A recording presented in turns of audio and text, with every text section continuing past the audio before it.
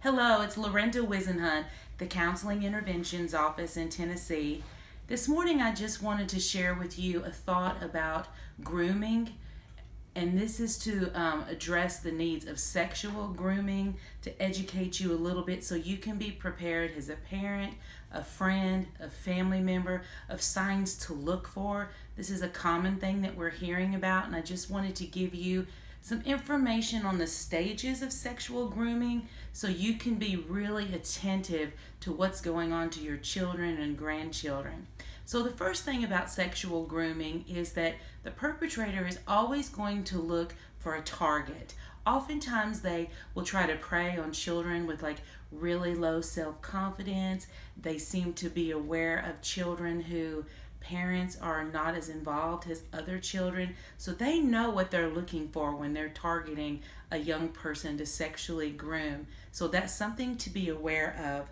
The next thing that they try to do when they're sexually grooming is they want to gain the trust of your child, and they might do that by trying to spend a little bit of extra time with them because they know you can't.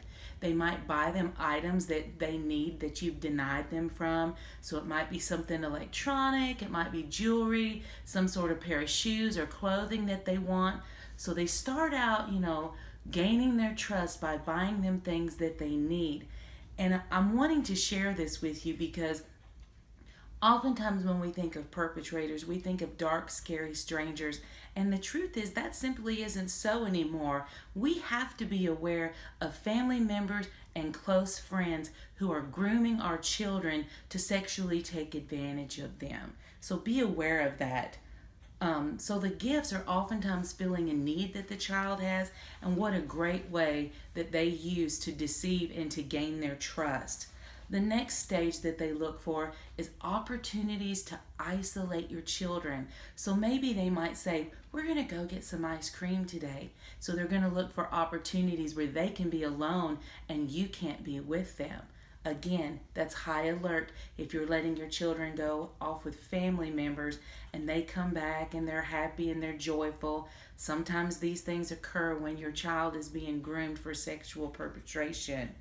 Another thing that might happen in stage 5 would be sexualizing.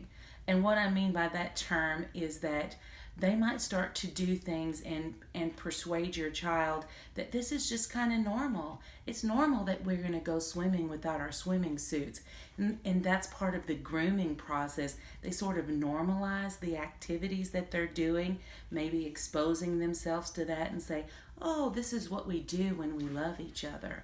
I knew of an instance where somebody was persuading a child to take off their clothes so they can take pictures of them because this was a fun thing to do. And then one thing led to the next and the child was perpetrated. So being aware of the techniques that they use to sexualize your child and presenting it to the child, oh, this is something normal. This is what we all do.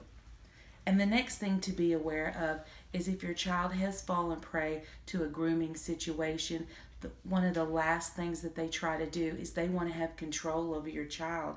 So if they've deceived your child, persuaded them that this is the thing to do, now they have this knowledge and this power over them that they can say, you're going to be humiliated if you go tell somebody what's been happening.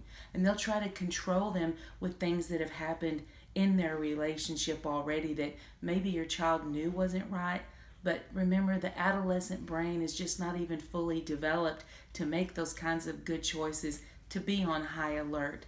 So where we live in a time where people are giving phones and tablets to their kids, not spending as much time interacting, I want to send this video to you as a warning. You need to take a few minutes and be really direct with your child and say, what really goes on when y'all are spending time alone together. So finally, what I want to add to this are some of the symptoms that you need to be aware of if your child has been sexually groomed. One thing is you might see your child start to become more isolated, spend time alone, because they're dealing with a lot of shame, because there does come a point where they're realizing, well, this just might not be something I'm supposed to be doing because it's not going to make mommy happy or daddy happy if they find out. So another symptom that you might see is you might see a change in diet, a change in exercise.